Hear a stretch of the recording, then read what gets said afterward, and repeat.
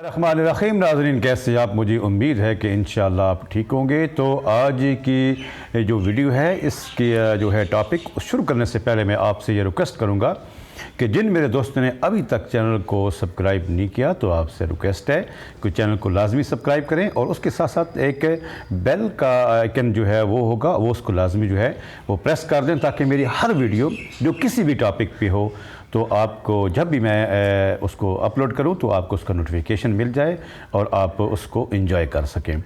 तो आज की हमारी ये वीडियो और टॉपिक हमारे पिछले जो वीडियो थी जो कि मैंने दिमागी परेशानी और ज़हनी सुकून और ज़हनी मरीज़ों के हवाले से जो अपलोड की थी उसका एक तसलसल है और ये उसकी आखिरी किस्त है।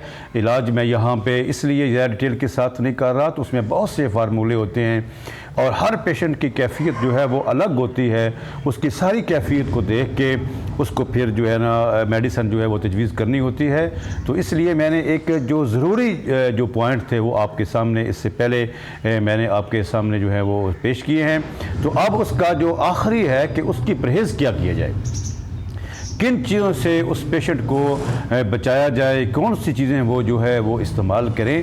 तो इसमें एक चीज़ बताऊं कि हमारे जो बुज़ुर्ग थे, जो इससे पहले मेरे दादाजी थे, उनसे पहले जो बुज़ुर्ग थे जिनका नाम हकीम सुल्तान महमूद था, तो उन्हीं के दौर में हमारी इस फैमिली के अंदर जो दिमागी इलाज जो वो शुरू हुआ। तो उनका ये फरमान था कि ये जो चार चीज़ें हैं ये इस मर्ज़ को इस तरह बढ़ाती हैं कि जिस तरह एक फसल को आप कलर देते हैं। तो कलर हमारी पुरानी खाद थी हमारे पहले अरसे में, जब ये इस वक्त की खाद जो इस्तेमाल नहीं होती थी, पहले हम कलर जो है देहाती लोग जो है उसको इस्तेमाल करते थे। तो अब तो ये खाद वगैरह आ गई है। तो इसको आप इस तरीके से समझ लें कि ये जो चार चीज़ें हैं ये इस मर्ज़ को इस तरह बढ़ाती हैं जिस तरह फसल को बढ़ाने के लिए हम खाद और मुख्तलिफ़ तरीके जो है वो इस्तेमाल करते हैं।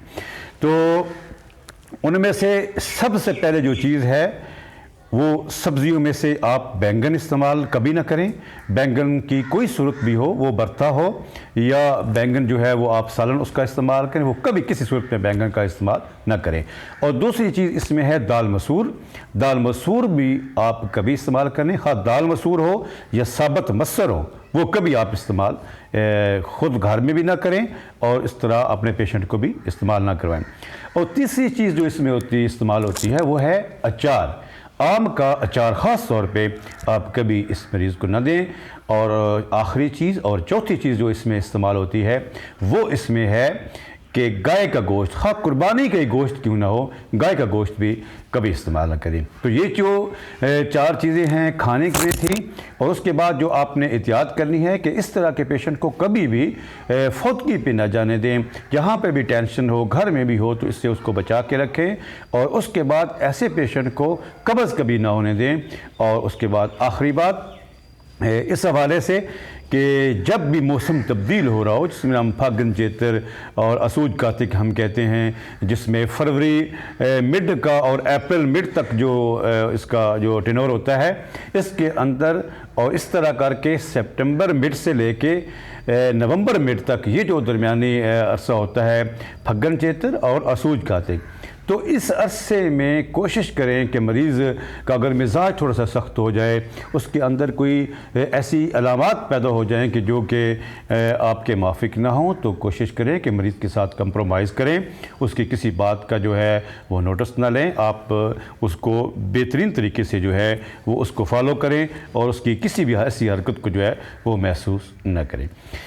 तो इस मौसम के अंदर हर सूरत कोशिश करें कि एक दफ़ा आप ज़रूर थोड़ी दवाई इस्तेमाल कर लें। पेशेंट के ठीक होने के पहले जो 3 साल होते हैं उसमें ये ज़रूरी होता है कि जब भी मौसम तब्दील हो आप तकरीबन 1 हफ़्ता या 2 हफ़्ते की मेडिसिन उसमें लाजमी इस्तेमाल करें। तो ये तो वो हदायत थी जो कि मुस्तकिल तरीके से आपने इस पर रखना है और इन चारों चीज़ों का आपने सारी ज़िंदगी जो है वो ख्याल रखना है। और इसमें जो खाने में वो ज़्यादातर शकील चीज़ें, जिसमें हमारे बाज़ार की जो चीज़ें होती हैं, चटपटी जो चीज़ें होती हैं, इसमें गोभी का इस्तेमाल है, आलू का इस्तेमाल है, चावल का इस्तेमाल है और इस तरीके से भिंडी तोरी کا استعمال ہے اور اس طریقے سے عربیاں کا استعمال ہے، یہ جو ثقیل چیزیں ہوتی ہیں اس کا استعمال آپ نے ہر صورت پہ اس سے پرہیز کرنی ہے۔ تو میرے خیال میں کافی ساری آپ کو اس پہ انفارمیشن مل گئی ہوگی۔ پھر بھی آپ کو کوئی چیز پوچھنی ہو تو میرے واٹس ایپ نمبر بہت سی ویڈیو کے اندر میں نے اس کو اپلوڈ بھی کیا ہے، بتایا بھی دیتا ہوں کہ 0333-981-9977۔ آپ اگر اس نمبر پہ بھی آپ واٹس ایپ کر سکتے ہیں، کسی وقت بھی کر سکتے ہیں، تو انشاءاللہ جیسے میں ایزی ہوتا ہوں میں اس کا رپلائی کرتا ہوں۔ دعاؤں کے ساتھ اجازت چاہوں گا کہ اللہ کریم آپ کو ہمیشہ خوش رکھے، ہمیشہ تندرست رکھے اور ہر قسم کی مصیبتوں سے بچائے۔ اجازت چاہوں گا۔ السلام علیکم ورحمۃ اللہ وبرکاتہ۔